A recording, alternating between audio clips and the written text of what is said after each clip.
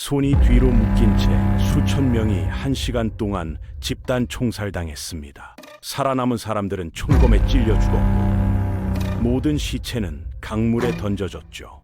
1937년 중국 수도 난징에서 실제로 벌어진 일입니다. 몇 달 동안 20만에서 30만 명이 학살당한 이 사건, 오늘 그 전말을 들려드리겠습니다. 일본과 중국의 갈등은 오랜 시간 축적되어 왔어요. 만주와 내몽골에 괴뢰 정부를 세운 일본은 중국 본토까지 야욕을 드러내기 시작했습니다. 장제스가 이끄는 중화민국 정부는 더 이상 물러설 수 없었고 1937년 7월 전면전을 선포했습니다. 일본 군부는 자신만만했어요. 중국을 석 달 안에 굴복시킬 수 있다고 장담했으니까요. 그런데 장제스의 결의는 그들이 예상한 것보다 훨씬 강했습니다. 그는 정예 병력을 상하이로 보내 1937년 8월 12일 그곳에 일본군을 기습했죠. 상하이에는 프랑스, 영국, 미국 등이 설정한 국제 조계지가 있었는데 서방 열강들은 중립을 유지했습니다. 초반에는 중국군이 우세했어요. 하지만 11월 20만 명의 일본 지원군이 도착하면서 전세가 뒤집혔습니다. 중국에서 가장 부유한 도시 상하이가 함락되자 일본군의 다음 목표는 수도 난징이었습니다. 주변에서는 장제스에게 난징을 포기하라고 간청했지만 그는 수도를 끝까지 지키기로 결심했죠. 혼란 속에서 급히 징집된 병사들로 수비대가 꾸려졌고 1911년 신해혁명에 베테랑 탕성지 장군이 방어 지휘를 맡았습니다. 일본 중부 방명군을 이끄는 마츠이 이완에는 러일 전쟁 참전 경력을 가진 노련한 지휘관이었어요. 그의 부대는 시골 지역을 휩쓸며 진격해 12월 9일 난징 성벽 앞에 도착했습니다. 그때 마츠이가 갑자기 병에 걸리면서 지휘권이 천황의 삼촌인 아사카 왕자에게 넘어갔죠. 이 교체가 얼마나 치명적인 결과를 가져올지 아무도 예상하지 못했습니다. 성벽 안에는 경험이 부족한 중국군 8만 명과 30만 명이 넘는 시민들이 불안에 떨며 기다리고 있었어요. 12월 10일 일본군은 무조건 항복을 요구하는 최후 통첩을 보냈습니다. 탕성지는 답변 없이 부하들에게 조국을 위해 마지막까지 싸우겠다고 선언했죠. 오후 1시 공격이 시작되었습니다. 모든 일본 사단이 한꺼번에 몰려들었어요. 장비와 보급이 형편없던 중국군은 기계화된 적군 앞에서 무너졌고 막대한 희생을 치렀습니다. 더 비극적인 건 도망치려던 중국군 수백 명이 자국군의 총에 맞아 목숨을 잃었다는 사실이에요. 이틀 만에 방어선이 완전히 무너졌고 도시 대부분이 일본군 손에 넘어갔습니다. 장제스는 절망적인 상황을 깨닫고 전면 철수를 명령했어요. 하지만 이미 포위당한 상태였기에 탕성지와 부하들은 포위망을 뚫어야만 했습니다. 12월 12일 수비대 대부분이 전사하거나 탕 장군과 함께 탈출을 시도했어요. 많은 병사들이 군복을 벗고 무기를 버린 채 민간인들 사이로 숨어들었지만 포위망을 뚫고 빠져나간 사람은 극소수였습니다. 한편 도시에 거주하던 외국인들이 민간인 보호를 위해 약 5제곱킬로미터 규모의 안전지대를 만들었습니다. 이 지역을 관리하는 위원회는 사업가, 교수, 의사, 선교사들로 구성되었죠. 독일 사업가이자 나치당 지역 대표였던 존 라베가 위원장이었습니다. 12월 13일 난징이 완전히 함락되었습니다. 일본군은 저항 세력을 소탕한다는 명분으로 도시를 샅샅이 뒤졌고 민간인들을 철저히 검사했어요. 변장한 중국군 약 4천 명이 체포되어 즉시 처형당했습니다. 문제는 20년간의 선전 교육으로 많은 일본인들이 중국인을 열등하게 여기고 자신들을 우월한 인종이라고 믿게 되었다는 점이에요. 게다가 일본 군부는 다른 중국 지역들도 빨리 항복시키기 위해 난징을 본보기로 삼고 싶어 했습니다. 이때 충격적인 일이 벌어집니다. 무카이 도시아키와 노다 스요시라는 두 일본 장교가 내기를 했어요. 누가 먼저 100명을 죽이나 겨루기로 한 겁니다. 도쿄의 니치니치 신문은 이들의 경쟁을 정기적으로 보도하며 영웅적인 행위라고 찬양했죠. 12월 13일 난징 함락 당시 무카이는 106명, 노다는 105명을 살해했다고 기록되었습니다. 누가 먼저인지 애매했기에 이들은 목표를 150명으로 높여서 경쟁을 계속했어요. 다음 날부터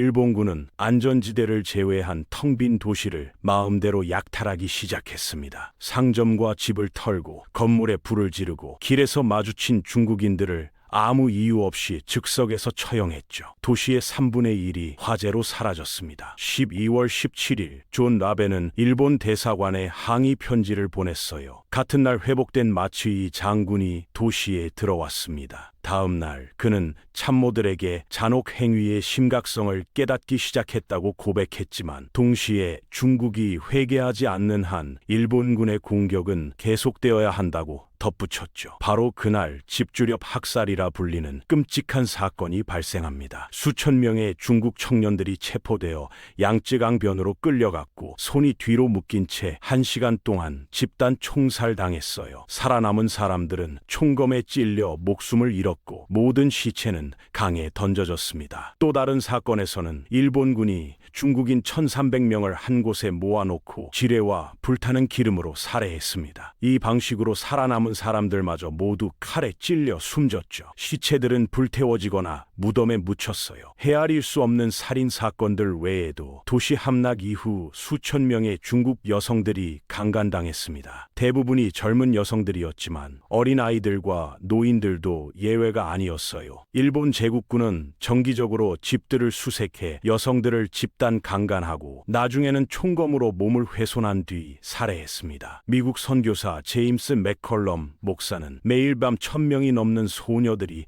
강간당한다고 추정했어요. 안전지대가 많은 민간인들을 구했지만 모든 사람을 보호하기에는 한계가 있었습니다. 많은 경우 일본군이 안전지대를 침범해 사람들을 총살하거나 납치했죠. 12월 17일 존 라벤은 일기에 일본 병사들이 자신의 집에 침입하려 했다고 기록했습니다. 라벤은 계속 썼어요. 어젯밤에만 최대 1,000명의 여성과 소녀들이 강간당했다고 한다. 온통 강간 소리만 들린다. 남편이나 형제가 개입하려 하면 총살당한다. 중국 민간인들이 가족이나 승려들을 포함한 다른 사람들을 강간하도록 강요받았다는 증언도 있었습니다. 난징 대학살 기간 동안 강간당한 여성은 총 2만 명을 넘었어요. 존 라베와 국제위원회 구성원들은 일본 대사관과 군부에 지속적으로 호소했지만 거의 항상 허사였습니다. 난징 대학살은 1938년 초까지 계속되었고 일본은 새로운 괴뢰국가를 세웠어요. 이제 일본은 여러 괴뢰국가를 통해 중국 대부분을 지배하게 되었습니다. 민간인들은 안전지대를 떠나 집으로 돌아가야 했죠. 2월 말이 되어서야 이동 제한이 풀렸습니다. 주민들은 다시 도시를 자유롭게 다닐 수 있게 되었어요. 많은 살인과 잔혹 행위가 계속되기는 했지만 그 후 몇 달 동안은 훨씬 드물어졌고 결국 중단되었습니다. 존 라벤은 2월 20일 독일로 돌아가라는 명령을 받아 마츠이 장군도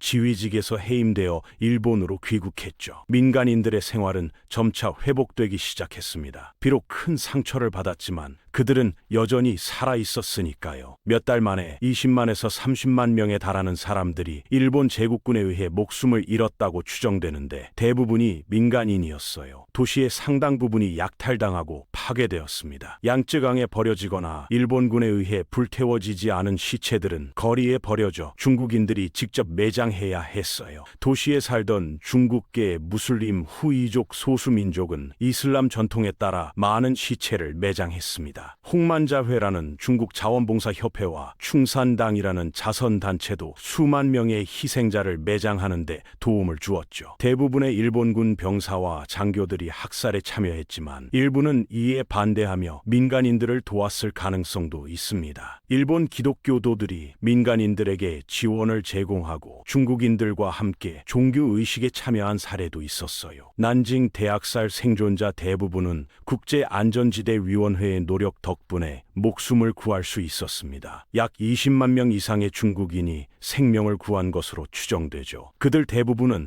잔혹 행위를 직접 목격했어요. 중국군의 경우 탕 장군을 포함한 약 1만 명이 서쪽으로 안전하게 후퇴해 일본군과 계속 싸웠습니다. 후퇴할 수 없어서 난징이나 주변에 남았던 약 5천 명의 중국군만이 죽음을 피하고 학살에서 살아남았죠. 1945년 일본이 항복하면서 제2차 중일전쟁과 제2차 세계대전이 끝나자 두 개의 재판소가 설치되었습니다. 극동국제군사재판과 난징 전범재판이 학살에 가담한 일본 장교들을 재판하기 위해 열렸어요. 마츠이 장군, 단위 대령, 잔혹 행위에 가담했던 여러 장교들, 그리고 칼로 100명을 베는 시합을 했던 무카이 도시아키와 노다 스요시 등이 모두 사형을 선고받았습니다. 난징 전투 부사령관이었던 아사카 왕자는 황족이라는 이유로 면책 특권을 받았죠. 존 라벤은 나치 일본 동맹에 해를 끼치는 행동을 했다는 이유로 독일에서 감옥에 갇혔어요. 전쟁 후에는 나치 당원이라는 이유로 소련 정보부에 체포되어 신문받았고, 나중에는 영국군에 의해서도 신문받았습니다. 모든 저축을 변호 비용으로 써버린 후 파산한 그는 중국 미술품 컬렉션을 모두 팔아야 했어요. 라베 가족은 단칸방 아파트에서 야생 풀씨를 먹으며 극심한 빈곤 속에 살았습니다. 1948년 그가 중국을 떠난 지 10년 후 난징 시민들이